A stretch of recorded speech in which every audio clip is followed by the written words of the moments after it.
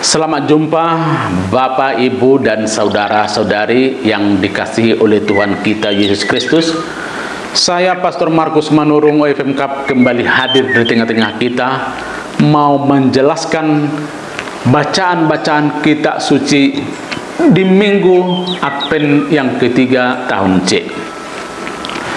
Bacaan pertama diambil dari kitab Zefanya bab 3 ayat 14 sampai 18a.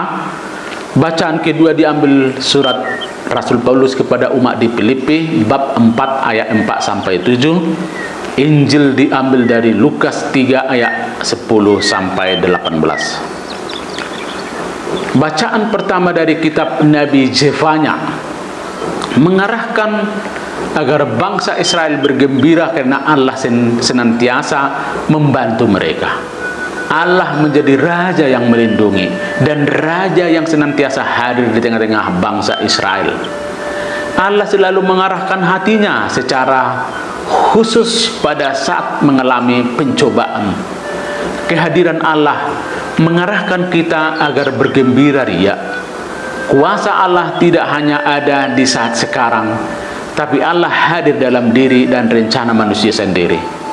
Oleh karena itulah manusia sungguh wajar menyambut Allah dalam kegembiraan. Kegembiraan dalam Tuhan itulah juga yang mesti dihidupkan manusia dalam menyambut Natal. Rasul Paulus lewat bacaan kedua menyampaikan peringatan yang baik. Orang Kristen sungguh wajar bergembira, bersatu dan bersama, serta sanggup mengatasi hati dan pikiran ketika Kristus datang. Kegembiraan inilah cara yang baik untuk menunjukkan kedamaian. Kegembiraan yang berisikan kebaikan dan kelembutan hati. Kegembiraan itu menjadi cahaya bagi orang sekitar. Kegembiraan itu berdampak kepada seluruh aspek kehidupan. Misalnya menjadi manusia yang selalu mau berterima kasih. Injil pada minggu Advent yang ketiga tahun C ini menandaskan tentang pertobatan. Pertobatan itu sungguh melahirkan kegembiraan. Inti dari pertobatan ialah merenungkan perilaku diri sendiri dan juga perilaku orang lain. Walaupun itu kadang-kadang membodohkan, pun siap mementingkan diri sendiri. Yang kedua, inti dari pertobatan ialah kerendahan hati. Yohanes Pembaptis sungguh menampakkan kegembiraan dalam kerendahan hati. Umat diharapkan bergembira dalam iman. Kegembiraan dalam iman adalah kegembiraan yang bertaut erat dengan adanya perdamaian antara Allah dan manusia. Pendamaian hanya mungkin terjadi jika ada pertobatan dari pihak manusia dan pengampunan dari Allah.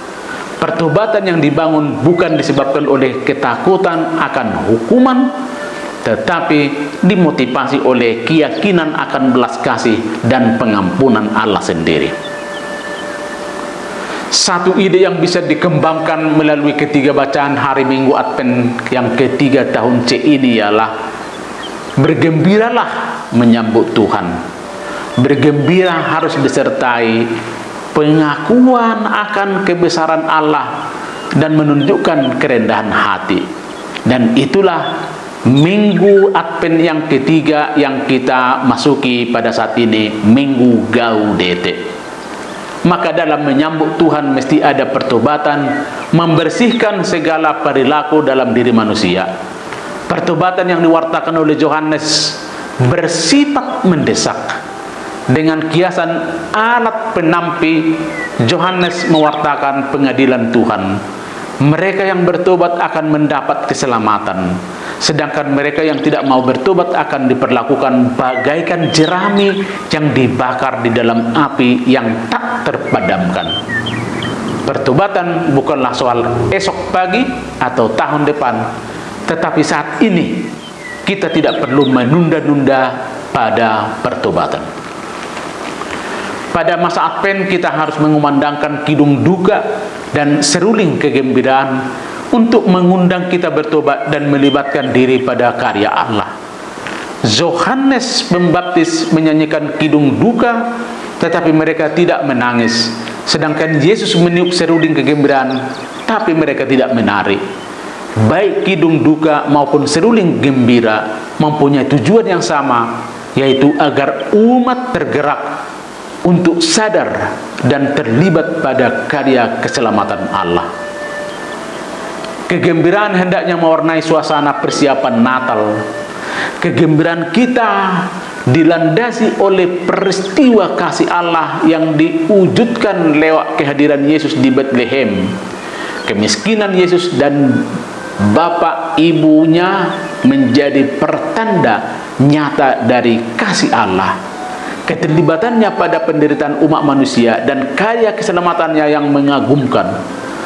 Pertobatan tetaplah menjadi sikap batin yang tidak pernah kedaluarsaan. Selama manusia masih diliputi oleh kerapuhan dan dosa, maka pertobatan tetaplah harus dilakukan terus-menerus. Pertobatan dalam Injil digambarkan sebagai perubahan radikal dari habitus egoisme, suka kekerasan, dan ketamakan harus digantikan dengan habitus baru, yakni habitus kasih. Panggilan bertobat adalah panggilan untuk menanggapi undangan Allah agar terlibat pada karya keselamatannya. Moga-moga kita semakin sanggup mengumandangkan kegembiraan dalam hidup ini sebagai jalan menyambut Tuhan yang membawa keselamatan. Bergembira menyambut Tuhan yang senantiasa mengampuni dan memberikan kehidupan baru bagi kita. Tuhan memberkati. Amin.